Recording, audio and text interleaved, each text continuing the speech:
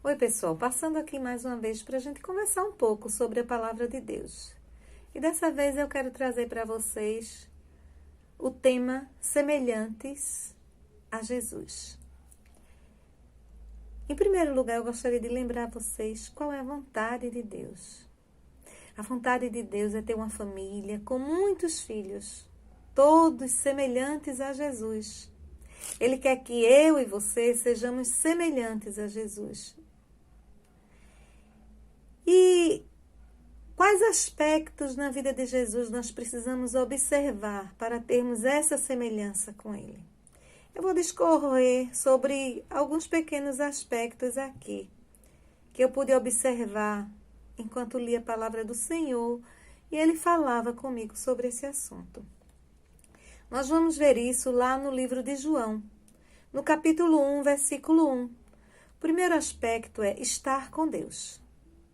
Jesus, ele estava com Deus o tempo inteiro. Ele estava no céu com Deus. E quando ele veio ao mundo, ele continuou estando com Deus, sempre com Deus. E diz assim, lá no versículo 1, no princípio era o Verbo, e o Verbo estava com Deus. Jesus, ele era o Verbo, e ele estava com Deus, e ele se fez carne, e ele continuou com Deus. E um outro aspecto é deixar sua luz brilhar. Jesus, ele deixou a luz de Deus brilhar através da vida dele. Durante a sua caminhada aqui na terra, a luz de Deus brilhou o tempo inteiro através de Jesus. E nós precisamos deixar a luz de Jesus brilhar através de nós. Isso nós vemos no versículo 5, que diz assim: e a luz resplandece nas trevas. A luz de Jesus precisa resplandecer nas trevas, precisa resplandecer no meio da injustiça, precisa resplandecer no meio da impunidade, precisa resplandecer no meio da impunidade, precisa resplandecer no meio do pecado, da impureza. Só a luz de Jesus pode revelar os aspectos negativos que o homem produz durante a sua vida. Porque nós, em nós mesmos, somos pecadores e erramos. Então, precisamos dessa luz, da luz de Deus, da luz de Jesus em nossas vidas. Porque nós, de nós mesmos, não podemos dar testemunho. Nós temos que dar testemunho de quem? De Jesus. E diz assim também, falando em dar testemunho, né, um outro aspecto é justamente esse. Nós estamos aqui para dar o testemunho de Jesus. E no versículo 7, nós podemos ver que Jesus também fez isso. Este veio para testemunho, para que testificasse da luz, para que todos crescem por ele. Ele veio testificar de Jesus, ele veio dar de Deus, aliás. Ele veio dar testemunho de Deus ao mundo. Veio mostrar quem era Deus, quem era o Pai, fazer o Pai conhecido. E nós fomos chamados para isso, para fazer Jesus conhecido, para mostrar quem é Jesus. E nós precisamos ter essa semelhança da mesma forma que ele mostrou o Pai, nós também temos que mostrar a Jesus. E nós temos como fazer isso. De que forma nós vamos fazer isso? Em primeiro lugar, sendo filho de Deus, porque também diz assim, lá em João 12, mas a todos quantos o receberam, deu-lhes o poder de serem feitos filhos de Deus. Então nós cremos em Jesus, nós recebemos Jesus e nós recebemos o poder, o direito de sermos feitos filhos de Deus. Assim como Jesus é filho de Deus, ele veio como filho de Deus, ele é conhecido como filho de Deus. Nós também precisamos ser conhecidos como filhos de Deus. Precisamos estar com Deus, precisamos estar unidos a Deus. E nós temos essa união a Deus, essa interação, essa filiação, essa adoção através de quem? Através do Espírito Santo que habita em nós.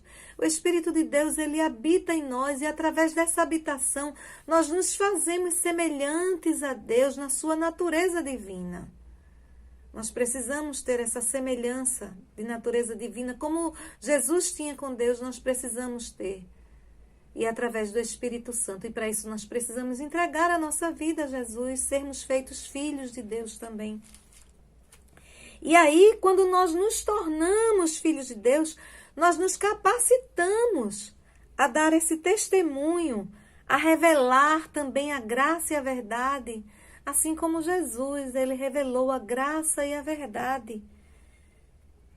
Como está lá no versículo 17, na parte B, dizendo que a graça e a verdade vieram por Jesus Cristo. A verdade veio por ele porque ele conhece a Deus, porque ele é a verdade, ele é a vida, ele é o caminho, só nele é a verdade. E a graça é porque ele nos conhece, é porque ele nos amou. A graça está envolvida no amor com que Jesus nos amou. E essa graça é revelada por ele através do amor. E nós precisamos revelar essa graça, revelar essa verdade. Mas essa verdade, ela só pode ser revelada com esse amor, com essa graça. E através disso, dessa graça, desse amor, nós vamos poder revelar quem é o Senhor.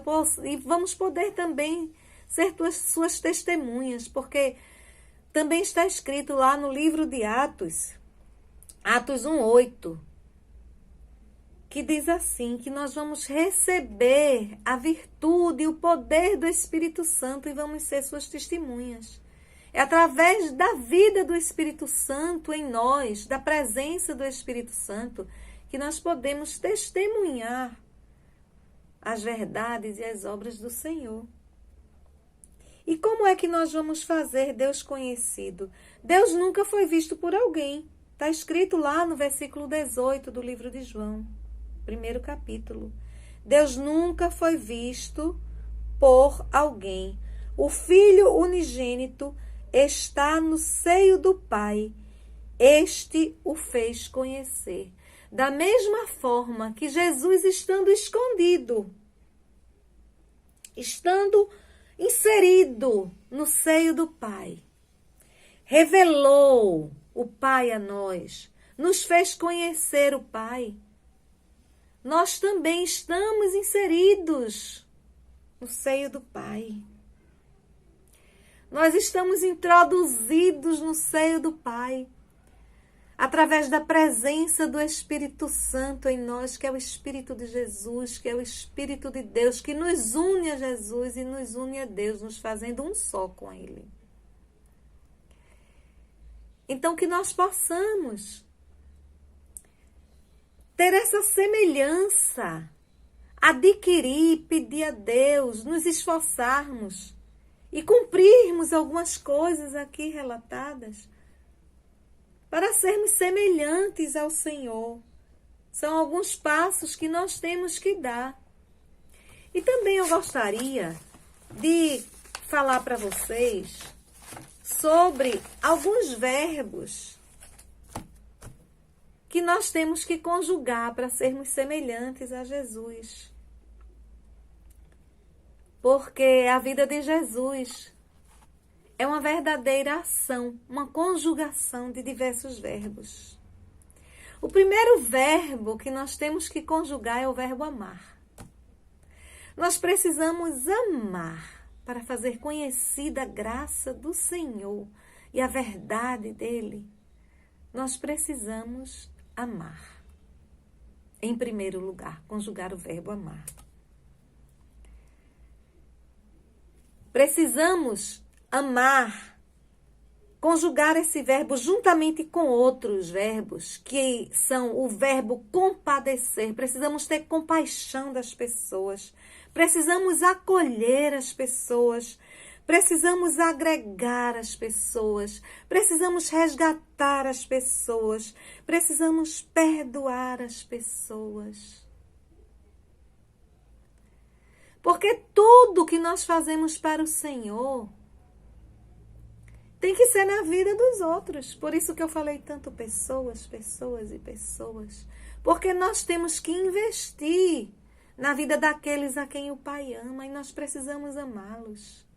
Precisamos amá-los sem distinção. A palavra do Senhor diz que Ele veio não para os sãos, mas para aqueles que precisam de médicos. Então, se a pessoa está toda certinha, está toda direitinha, está toda organizadinha, é fácil amar e é fácil aceitar.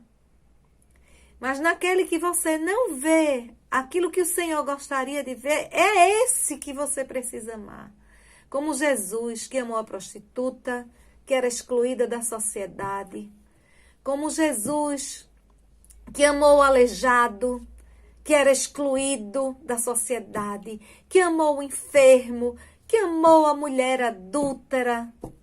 Que amou e amou cada pessoa que ele viu que estava no erro.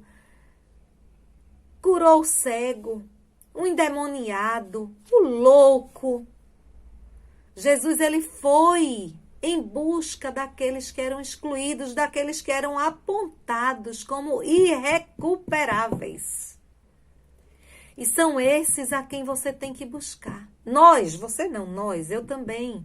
Temos que buscar aqueles que nós julgamos irrecuperáveis. Porque o Senhor ama esses. A palavra do Senhor, ela traz uma parábola da ovelha perdida. Diz que o Senhor que o pastor deixa as 99 ovelhas e vai buscar aquela que fugiu e que está perdida.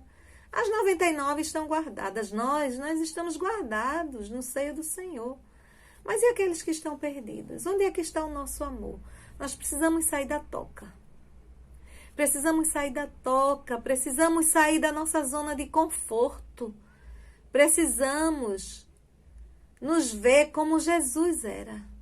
Jesus chamou aqueles religiosos da época dele de raça de víboras, de hipócritas, porque eles desprezavam essas pessoas. Porque eles eram legalistas, porque eles viviam a lei. Eles nem conseguiam cumprir a lei e queriam que os outros cumprissem a lei e desprezavam as pessoas, aqueles que mais precisavam do Senhor, aqueles que mais precisavam do amor de Deus, eles eram desprezados. E nós não podemos ser hipócritas, raça de víboras. Nós temos que deixar nossa zona de conforto e partir para amar, para mostrar a virtude do Senhor, para mostrar o amor, para mostrar, para apresentar a verdade e a graça com amor. Então temos ainda outros verbos que nós podemos ainda conjugar, que é o verbo da honra. Precisamos honrar o ser humano, aquele a quem Jesus deu a vida por ele, porque Jesus não deu a vida dele só por mim e por você. Jesus, ele deu a vida dele também por toda a humanidade, por aqueles que erram, que pecam, que vão de encontro à palavra dele, que muitas vezes negam até a palavra dele, mas essas pessoas, elas precisam do perdão de Deus, elas precisam da oportunidade de conhecer a palavra do Senhor. Jesus, quando ele foi crucificado, antes de ser crucificado, quando aqueles soldados estavam fazendo todo aquele procedimento para a crucificação, que foi que Jesus disse? Perdoa-os. Eles não sabem o que fazem. Até na hora da morte, Jesus teve compaixão daquelas pessoas que estavam cegas. E nós estamos no meio de tanta gente que não conseguiu ainda ver a verdade, que estão com os olhos encobertos. E é o amor de Deus, é a compaixão, é a palavra, é a verdade, é a graça do Senhor que pode tirar essas escamas dos olhos dessas pessoas e mostrar o amor de Deus, assim como o Senhor fez com Paulo, que perseguia a igreja. Vocês lembram de Paulo? Paulo perseguia a igreja. Paulo matava os cristãos, minha gente. Mas o amor de Deus, a graça, a compaixão,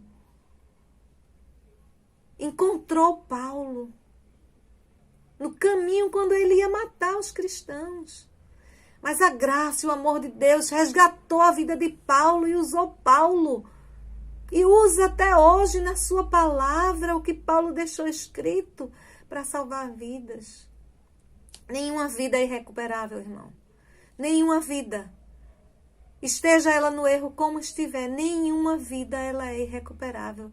Vamos lutar pelas vidas humanas, vamos lutar por aqueles a quem o Senhor ama.